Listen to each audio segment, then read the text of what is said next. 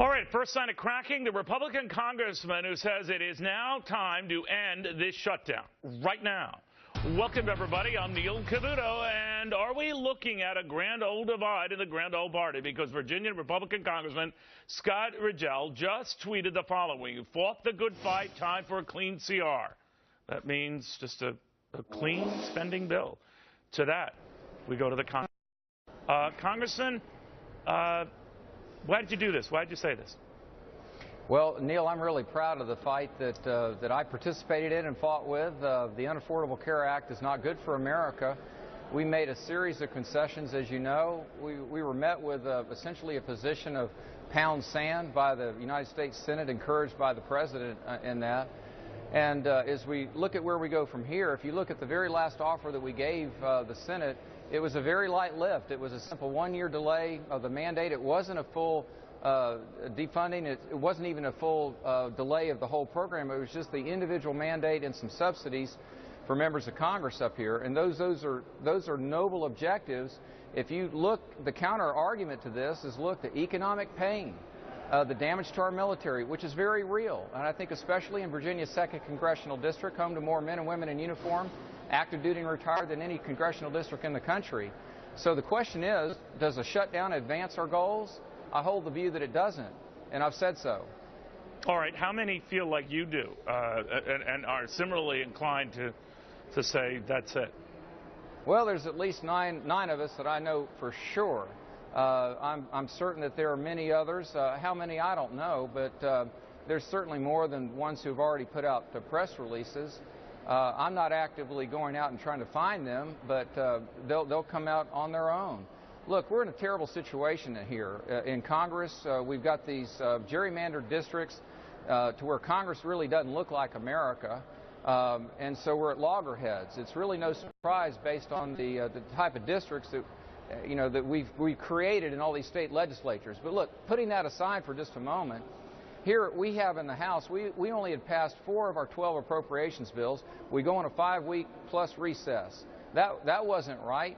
The bills that we did send over, they haven't acted upon one of them, not one of them. Look, this is horrible for the American economy. I'm a businessman in a season of public service. I have 150 or so employees right now in Virginia's 2nd Congressional District.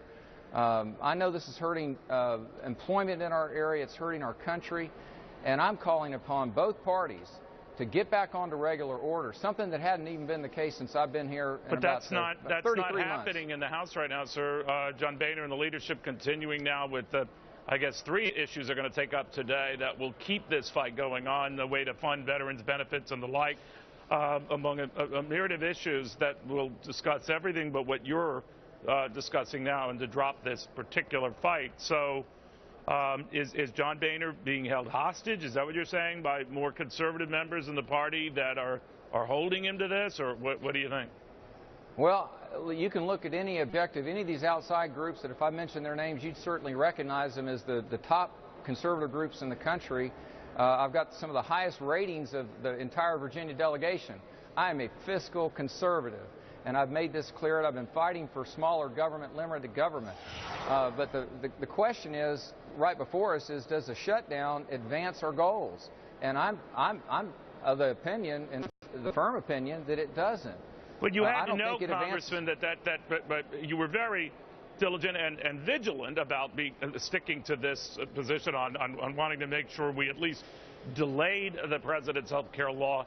You had to know Absolutely. That a shutdown was possibly in the offing. I certainly knew I knew that was possible. Right. But at the same time, every offer that we sent over there, I rejected the premise that it was trying to shut the government down.